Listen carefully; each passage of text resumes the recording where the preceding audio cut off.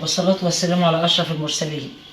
احنا بنقول يا حبايبي ايه، راحوا العيال جابوا لي 3 فطاير ما لهمش لازمه بصراحه، يعني انا ما اكلتش منهم قد كده ولا يمكن خدت منهم صغيره كده.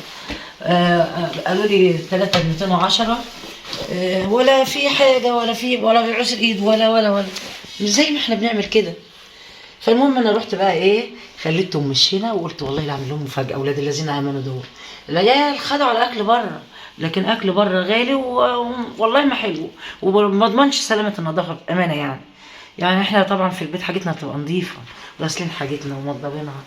ورحت بقى رايحه جايبه الدقيق وايه، وقلت والله لا اعمل فطير في البيت بسمنه بلدي، وجبت ازازه زيت ذره صغيره عشان ايه، الزيت الذره بيخلي العجينه طريه وحلوه والفطير جميل كده.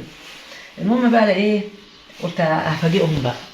رحت بقى جايبه الدقيق ورحت ميه دافيه كده وفيها معلقه سكر ونطره ملح صغيره، ورحت عجناه في ثواني، ما بياخدش عجن ولا بتاع. واديني بقطعهم اهو، وهعمله وايه واسويه في الفرن عندي، وان شاء الله افاجئهم مفاجاه جميله. يجوا العيال بيفرحوا بالعسل والفطير وبيتغذوا عامه يعني. العسل الاسمر كمان بالذات في حديد للاطفال حلو بيحبوه، وعسل ابيض، وكلوا يا اولاد وبيشبعوا. طب يعني انت مكونات ايه، المكونات اللي احسن عملتيها من اكل ايه؟ بره. انا جبت الدقيق ونخلته، وبقول لك شويه ميه دافيه، وذره ذره ملح صغيره عشان ما يبقاش حلو، ومعلقه سكر او معلقتين سكر كده بيدوا له طعم يعني حلو. ما بتضيفيش حاجه تاني؟ لا مفيش اي حاجه. وبروح عجناهم. والسمنه؟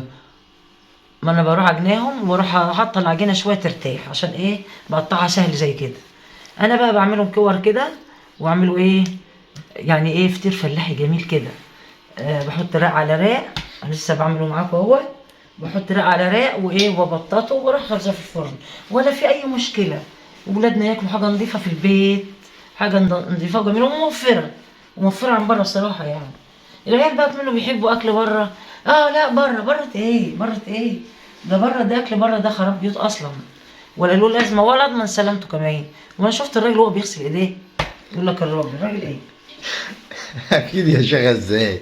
لا اكيد بيغسل ايديه. لا يا عم ما اضمنش. ما تضمنيش ازاي بس؟ انا ما اضمنش ماشي، الكلام ده. هو كده كده بتاع فرن، يعني هو كده كده ايده في العجين طول انا ما النهار. بضمنش الكلام ده. انا بحب البيت ماشي، وحاجة بس هو يعني البيت. اكيد غسل ايديه برضه. ما اضمنش. انا ما بضمنش.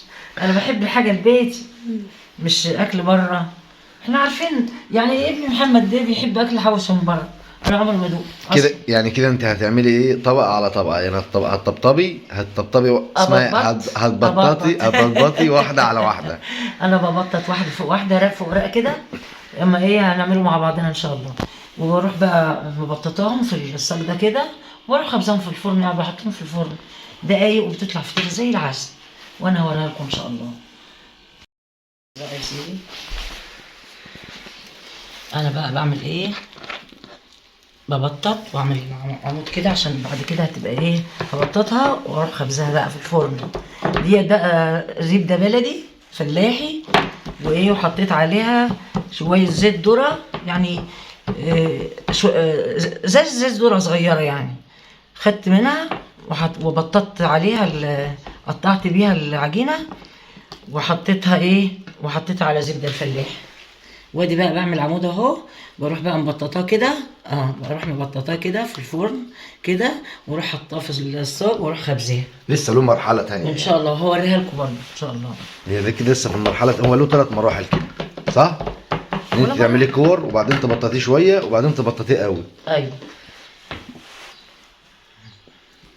انا بوسع بقى عشان ايه، ما اقعدش اعوز مواعين كتير، عشان احط ايه كله ايه في صينيه واحده، واروح عند الفرن اعملها ان شاء الله.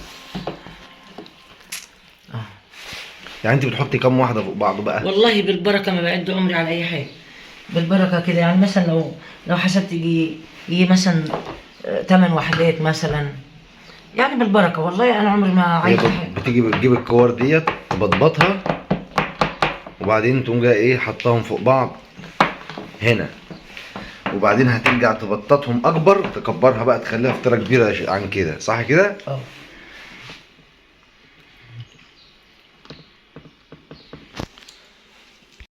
تقطع لها كور زي ما انت شفت كده. بعد ما عملتها صغنناها كده تفردها بقى كده. بصوا يا حبايبي بقى هنخبزها ماشي. ونرققها بقى كده تبقى جميله ان شاء الله، وبالهنا والشفا. وتعالوا اتغدوا معانا بفطير وجبنه قديمه وايه، وده بقى احلى فطير فلاحي، طعم وريحه ووظيفه ميري. صنع بلدنا وما بيتكسرش. صنع ايديا وحياة عينيا. هي كده بتفرد بقى، هي يعني بيبقى مراحل ايه، اللي هو الزعبوط الصغير بيبدا تحطه فوق بعض كده زي كده، حلوه الظبط زي كده، وبعدين تبدا تقوم جاي ايه، ده بقى الزبده الفلاحي. وبعد كده تبططهم كده، وبعدين ترصهم فوق بعض كده، وبعدين تفردهم كده، وبعدين تسويهم في الفرن كمان شويه كده، وبعدين ناكلهم كده وكده. ازيكم حبايبي عاملين ايه؟ بصوا بقى بألف هنا وشفا كده للي هياكل، حاجه جميله ونضيفه ومعتبره اهي، وبالهنا والشفاء. تشجيع للحاجه بقى، تشجيع يا باشمهندسه بقى ايه، تشجيع. لا مستوى حلو، بس احنا طبعا مش هقول لكم لسه هندوق، لان احنا عارفين طعم الاكل، مش اول مره الحاجه تعمل لنا بصراحه يعني. يا خدي يا شوش بصراحه حريفه في الاكل يعني، في الفرن يلا. حريفه في الاكل جامد يعني. بعد بقى ما تيجي تستوي هنوريها تصورها يا محمد. والهندسه هي اللي هتسوي بقى، يعني تسويه هندسيه وطبخ 100. هما هنسوي بقى ونوريكم التسويه. حلوه تسويه هندسيه عشان بس ايه ما تتزحلقش عن بعضها اهي. وبعد كده تفردوها كده و100.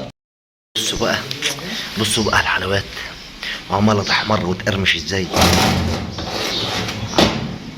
واكله هنيه. حلو بقى الاكل دي في الشتاء، الواحد بده يخش يقعد جوه الفرن عشان يتدفى، الجو ساقع قوي يا جدعان.